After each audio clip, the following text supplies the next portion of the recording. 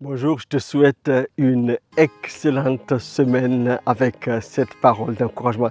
La victoire s'obtient à genoux. La victoire dans la vallée dépend de ta connexion avec le ciel.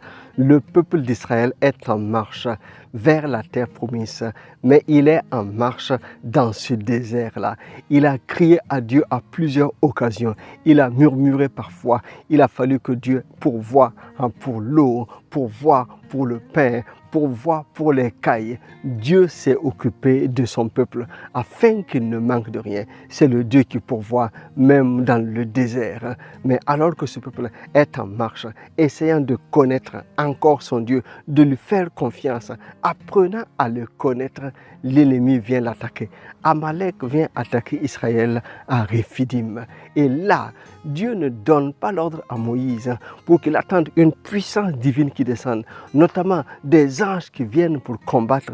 Dieu dit à Moïse de dire à Josué afin qu'il choisisse des hommes qui iraient combattre Amalek dans la vallée. Pendant ce temps, lui, il monte sur le sommet de la colline et il invoque l'Éternel. Et la position qu'il avait, c'est qu'il avait les mains levées vers le ciel. La Bible nous dit, à chaque fois que Moïse a les mains levées vers le ciel avec le bâton, la verge de l'Éternel à la main, Israël avait le dessus. Mais quand Moïse est fatigué et il baisse les mains, c'est l'ennemi qui a le dessus. Moïse a plus de 80 ans. On pourrait dire, voilà, puisqu'il est fatigué, Dieu peut comprendre et qu'il a besoin de repos à un moment donné. Mais non, il fallait qu'il y ait une connexion toujours avec le ciel. Et la victoire qui se passe sur la vallée dépendait de la persévérance de celui qui était sur la colline. Moïse a persévéré.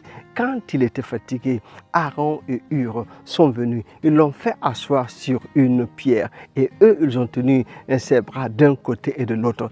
Et Josué, alors dans la vallée, a eu la victoire totale sur l'ennemi. Non, ne nous trompons pas. Il ne faut pas que tu comptes sur ton savoir, sur tes avoirs, sur ton intelligence, sur ta capacité pour réussir dans les œuvres que Dieu a préparées par avance. Non, tu dois compter sur Dieu et se tenir toujours à genoux afin que connecté au ciel, les œuvres de Dieu s'accomplissent sur la terre.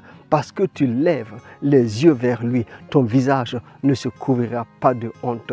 Je t'encourage en cette semaine, la victoire sur l'ennemi s'obtient à genoux. Que Dieu te bénisse abondamment. Quelque chose de nouveau prendra place dans ta vie. À très bientôt. Bye bye.